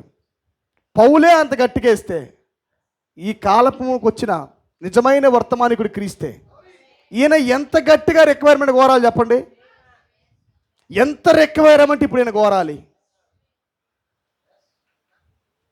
ఆమేన్. ఎంత రిక్వైర్మెంట్ ఇప్పుడు దేవుడు మన జీవితంలో రాసుకున్నాను. చాలా అవి తర్వాత చేస్తాను వాటిని. Praise be to God. ఎంత రిక్వైర్మెంట్ ఇప్పుడు దేవుడు మన జీవితంలో కోరాలి పిల్లారా. ఆమేన్. అందుకని 2 రోజులు భక్తి, 2 రోజులు లోకం, 2 రోజులు ప్రార్థన, 2 రోజులు సాధారణంగా ఉంటాం, 4 రోజులు ఉద్యమాన్ని కొనసాగించడం, 4 రోజులు మరలా సఫపడటము. ఇది ఈ కాలం యొక్క లక్షణము కాదు. అందుకే బైబిల్ రాయబడింది 7 గుణ లక్షణములు, క్షమించండి 7 సంఘకాలాలలో ఉన్న 7 సంఘకాలాల యొక్క ప్రభావాలు రాశాడు ఆయన 2:3లో. లవోదిక కాలం ఎలా ఉండబోతుంది, ఎఫెసి, స్ఫుర్ణ, పెర్గమ, తూతైర, సార్దిస్, ఫిలదెల్ఫియా, లవోదికియా, వాటి ప్రభావాలు రాశాడు. ఆమేన్. కానీ మనం వాటిని బయటికి వచ్చాం, వాటిని దాటి వచ్చి మనకంటూ ఒక కాలాన్ని కలిగి ఉన్నాం మనము. దీంట్లో అవి ఉండవు, ఇంకా నేరాలు ఆయన మోపినవి ఇంకా దీంట్లో ఉండవు. ఇంకా సుందరవతి, నారీమణి, గుణవతి అనే భార్య, మచ్చ నాగు కలంకం లేని భార్య. Glory to God. మరలా ఈ కాలంలో ఆయన తిట్టుట అనేది ఉండదు ఇంకా. ఆమేన్. అర్థమైందా? దీంట్లో లోపాలు ఉండి ఆయన వర్తమానికుడే కూడా లోపాలు ఉంటాయా? ఉండవు ఇంకా. ఆమేన్. అందుకని యథార్థంగా ఉండండి, వాక్యాన్ని ధ్యానించండి, ప్రార్థనలో ఉండండి. ఆడతా పాడతా మాత్రం భక్తిని చేయొద్దు. బైబిల్ సెలవిస్తుంది, కలిస్తే లోకంలో కలిసిపో, లేదా దేవునితో ఉండు. రెండే